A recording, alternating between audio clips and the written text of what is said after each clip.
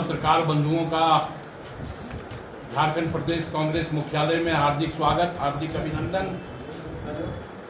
हम स्वागत करते हैं झारखंड प्रदेश कांग्रेस कमेटी के आदरणीय अध्यक्ष केशव महतो कमलेश जी का। हम स्वागत करते हैं लोहरदगा से सांसद झारखंड प्रदेश कांग्रेस कमेटी के पूर्व अध्यक्ष परम आदरणीय सुखदेव भगत जी का। हम स्वागत करते हैं अपने प्रवक्ता उज्जवल तिवारी जी का, सोनाल शांति जी का, और झारखंड प्रदेश कांग्रेस कमेटी के कार्यालय प्रभारी राजन वर्मा जी का। हम सीधे झारखंड प्रदेश कांग्रेस कमेटी के अध्यक्ष आदरणीय केशव महतो कमलेश जी से आग्रह करेंगे कि पहले वो आप लोगों से मुखातिब हों, उसके बाद आदरणीय लोहरदगा सांसद सुखदेव भगत जी आप लोगों से मुखातिब होंगे। फिर अगर कोई आप लोगों का प्रश्न होगा तो फिर उस प्रश्न को हम लोग लेने का काम करेंगे। आदरणीय केशव महतो कमलेश जी।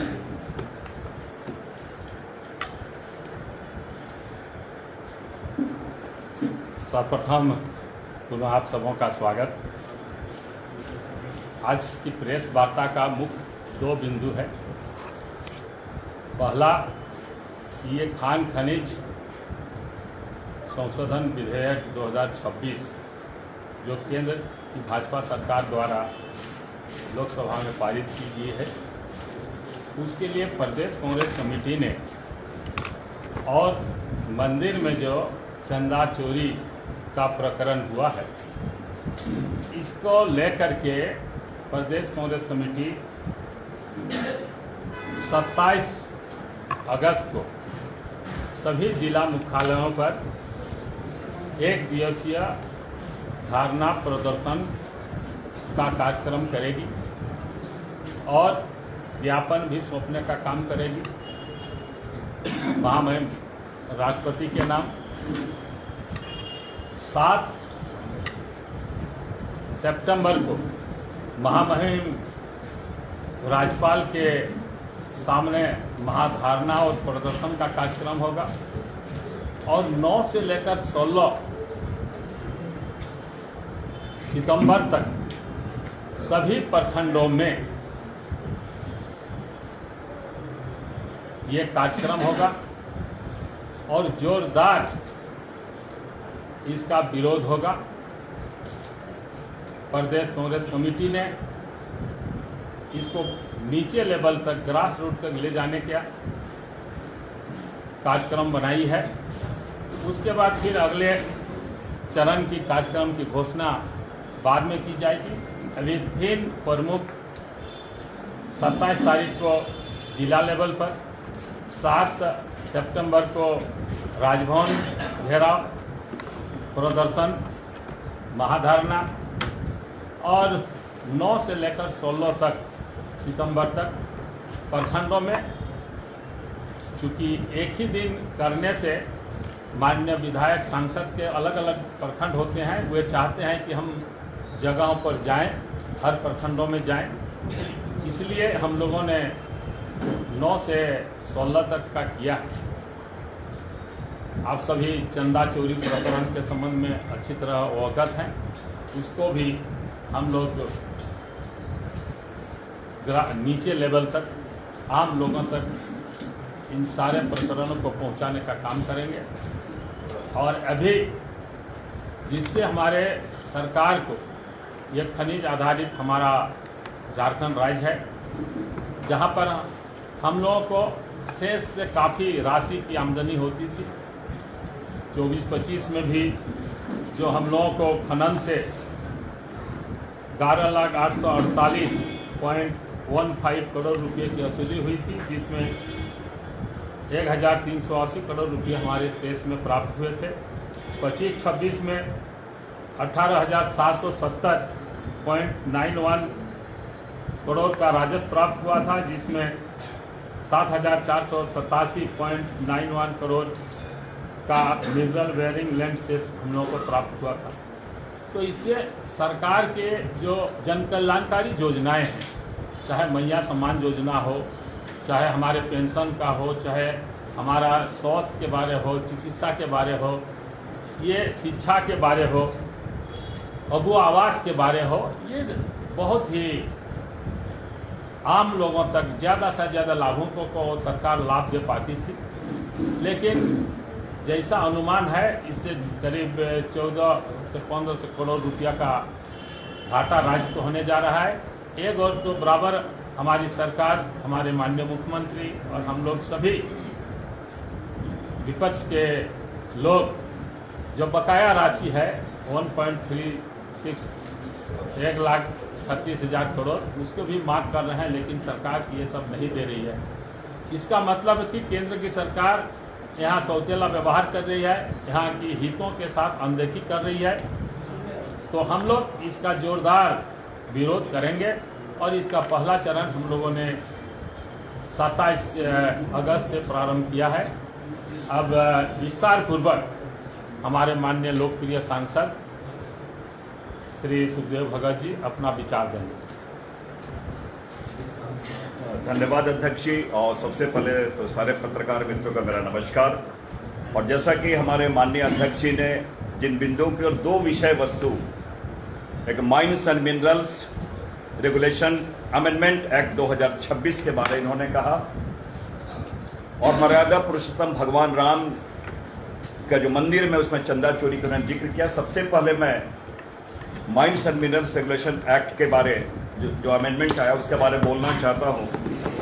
सबसे महत्वपूर्ण चीज यह है कि खनिज झारखंड का, जमीन झारखंड का, प्रदूषण यहाँ के लोगों के लिए, विस्थापन यहाँ के लोगों के लिए, और निर्णय कौन करेगा? दिल्ली करेगा। ये पूरे कॉन्स्टिट्यूशन का जो फेडरल कैरेक्टर है उस पर एक बड़ा कुठाराघात है।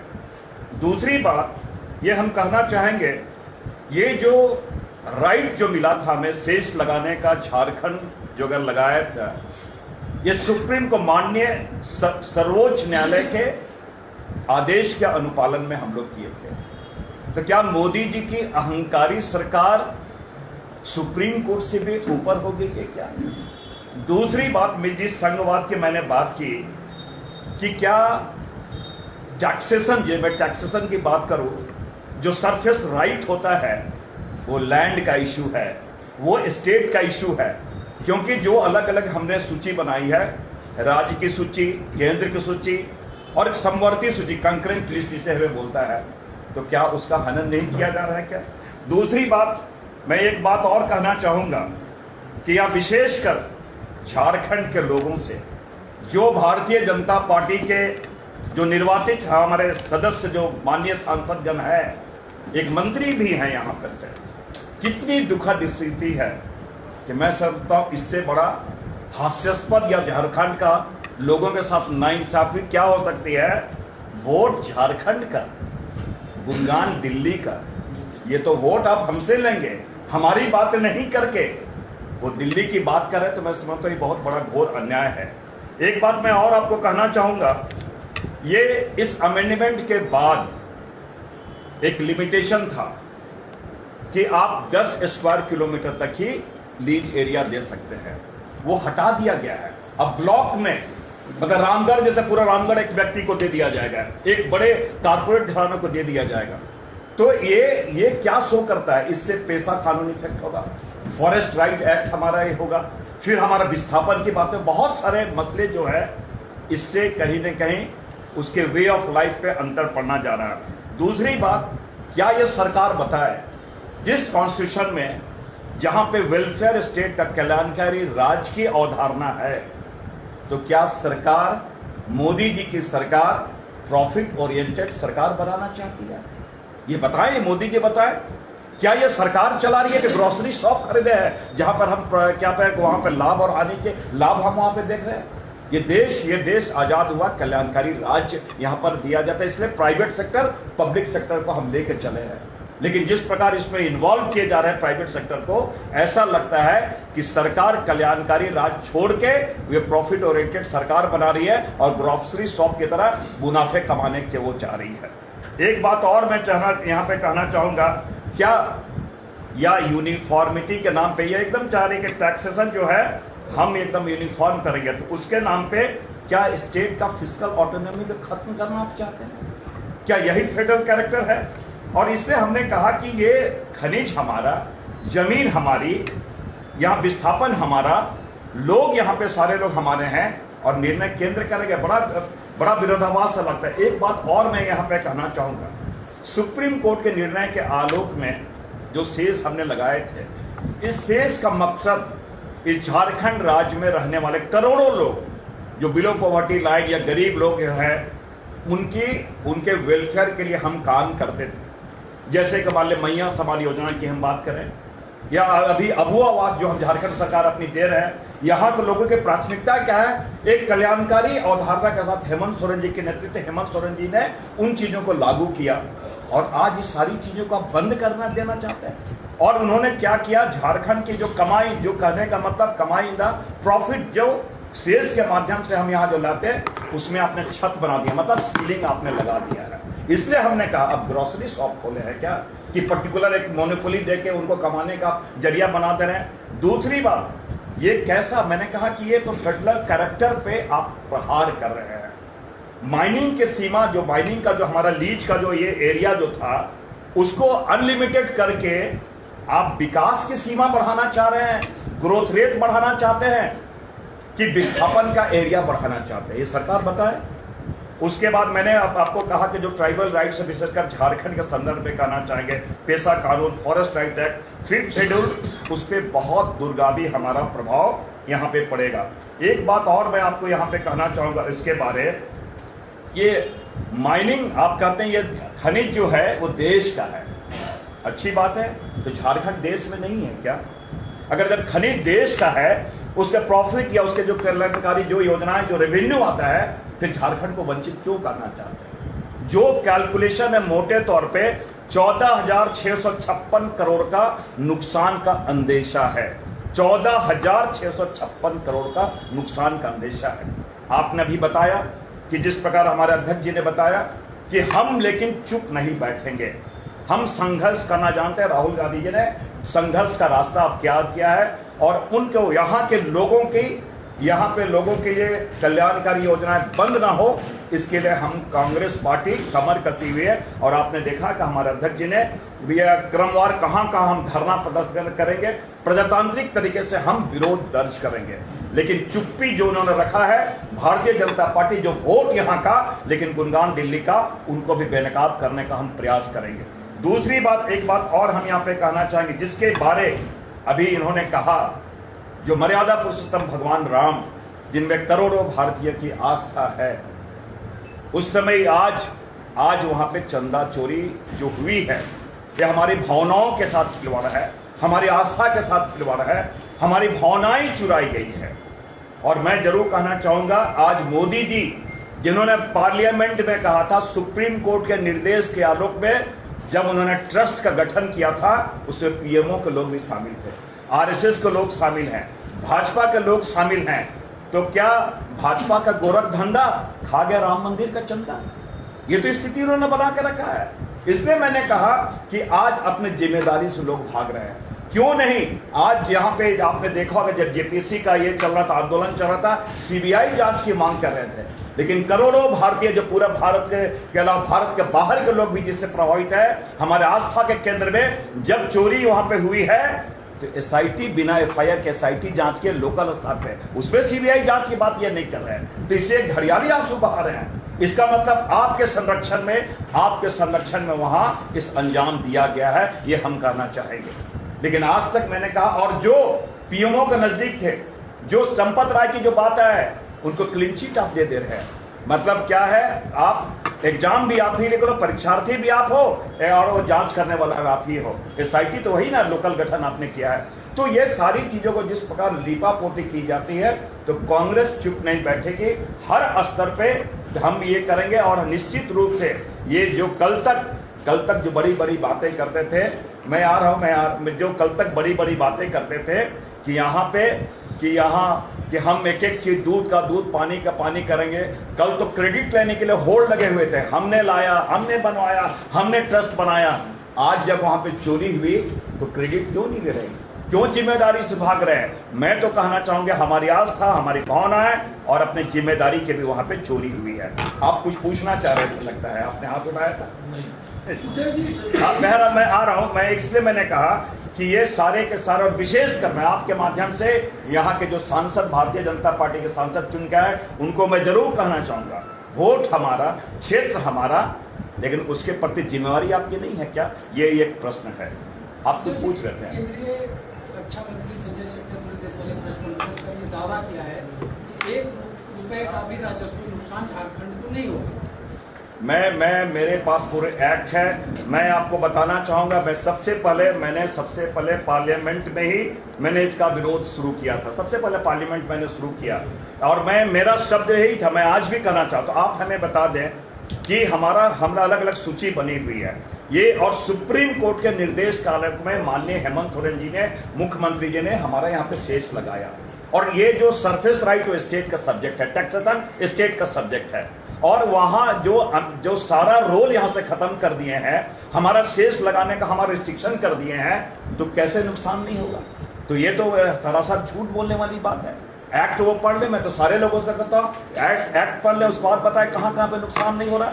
ये अंदेशा बीजेपी ये कह रही है कि कोयला चोरी, मिनरल्स चोरी रोक देंगे तो 1 नंबर में जो रॉयल्टी है उसका रेट बढ़ जाएगा, इसीलिए उसमें कोई घाटा नहीं हो। ओ तो कोई चोर जाके ये कहे कोर्ट में कि भाई वो भी चोरी किया, उसको क्यों नहीं पकड़े?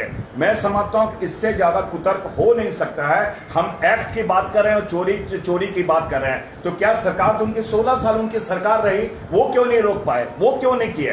हमने जब यहाँ के वेलफेयर के लिए हेमंत सोरेन जी ने जब यह मैया योजना लाए, तो महिलाओं के प्रति क्या पड़ता है, उनका सम्मान का भाव क्या है, महिलाओं का क्या चाहता है, गरीब महिलाओं को हम ये सपोर्ट ना करें, हम उनको ये पूरी की पूरी चीजें वो दिग्भ्रमित करने का वो उनका प्रयास है। और हम आज को दावे के साथ कह सकते हैं, मैं 14,656 करोड़ हमें लॉस होने की संभावना, फिस्कल डिफिसिट इसका मैं बता रहा हूं, वो रेवेन्यू लॉस होने की आशंका मैं जाहिर कर रहा हूं। ये पूरी की पूरी चीजें जो अमेंडमेंट पे है।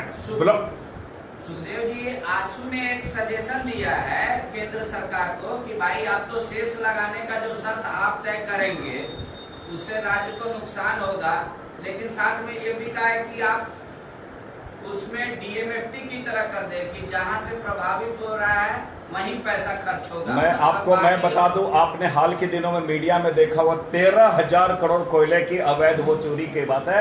सरकार किसकी है ये बता दे। कोई झारखंड की बात मैं नहीं कर रहा हूं, पूरे भारत अगर पूरे देश के पैमाने पे देखे तो उतने के इलीगल माइनिंग और उतने के चोरी हुई। मैंने नहीं कहा, सरकार ने अपने आप दे दिए हैं।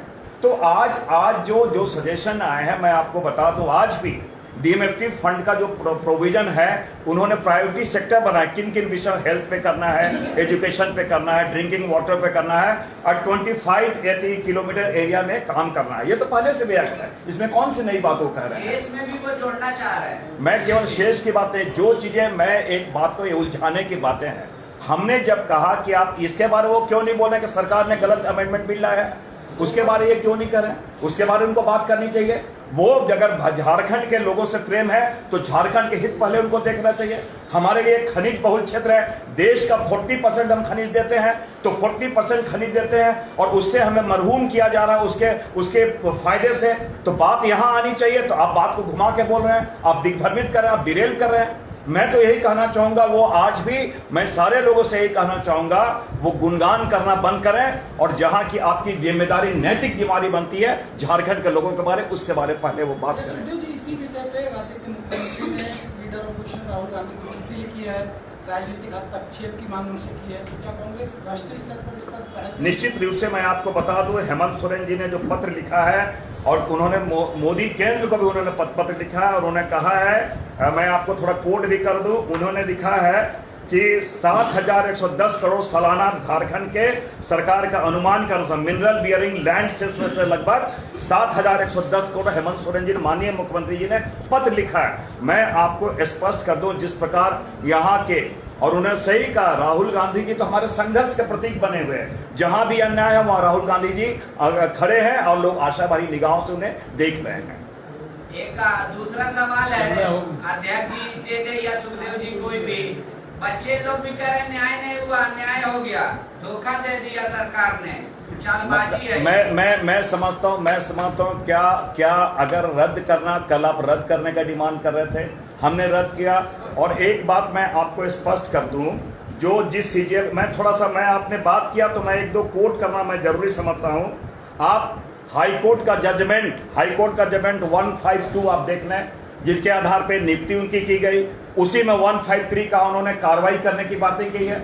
अब माननीय न्यायालय ने जिन चीजों को देखा, अगर रोका गया है तो गलत क्या, हम कहां पे गलत है? हमने न्याय देने की पूरी पारदर्शी तरीके से हमने किया। एक बात मैं आपको स्पष्ट कर दूं, जो भारतीय जनता पार्टी सीबीआई जांच की बात कर रही है, मैं उनसे एक बात पूछना चाहता हूं। 14 साल में तो आपने कोई रिपोर्ट दिया नहीं, और आज सीआईडी ने 20 लोगों को अरेस्ट किया है, कार्रवाई हो रही है और ये लोग छटपटाहट हो गया है। 16 सालों में 5 एग्जाम इन्होंने कंडक्ट किया जेपीसी ने, 14 से 19 तक 5 साल इनके फुल प्रेजेंट सरकार थी, एक भी एग्जाम आपने नहीं लिया, और आज घड़ियाली आंसू बाहर है। और ये सीबीआई जांच की बात कर, यही यूपी में योगी की सरकार ने, हाईकोर्ट ने कहा सीबीआई जांच करो तो सुप्रीम कोर्ट चले गए कि सीबीआई जांच ना हो। तो ये दोहरा चरित्र तो चलेगा नहीं। हम छात्रों के साथ खड़े हैं, उनके जो न्यायपूर्ण मांगे हैं उनके साथ खड़े हैं, और हमारे छात्र निश्चित रूप से अनुशासित हैं, वो काफी शालीनता से अपनी बातों को रख रहे हैं। हम छात्रों के साथ कैसा साथ है सुखदेव जी, जहां आप साथ सुधारने की बात कर रहे हैं, लेकिन जब न्यायालय में मामला जाता है तो सरकार छात्रों का पक्ष नहीं रखती है, मजबूती के साथ ये सुनिए, जाहिर सी बात है, वहां या तो चित होता या पट होता। न्यायालय के निर्णय में हम तो ये नहीं कह सकते कि न्यायालय ने क्या देखा। जो दिए गए हैं अभी क्या है, वो फाइनल रिजल्ट आ गया क्या? हमें न्यायालय पे विश्वास करना चाहिए। और छात्रों का विश्वास नहीं है आप पे, राहुल जी का पुतला दान करने की बात तो कल तो जयकारा भी उन्होंने किया है ना, ये बात क्यों भूल रहे हैं आप? एक पक्ष क्यों देख रहे हैं? मैं तो वो नहीं देखता हूं ना कि कहीं गंदगी दिखे, मक्खी बिन बना, वो मैं नहीं देखता हूं। मैं पॉजिटिव एंगल देखता हूं। उन्होंने जयकारा किया है, धन्यवाद। हो गया अलग से ले लेंगे।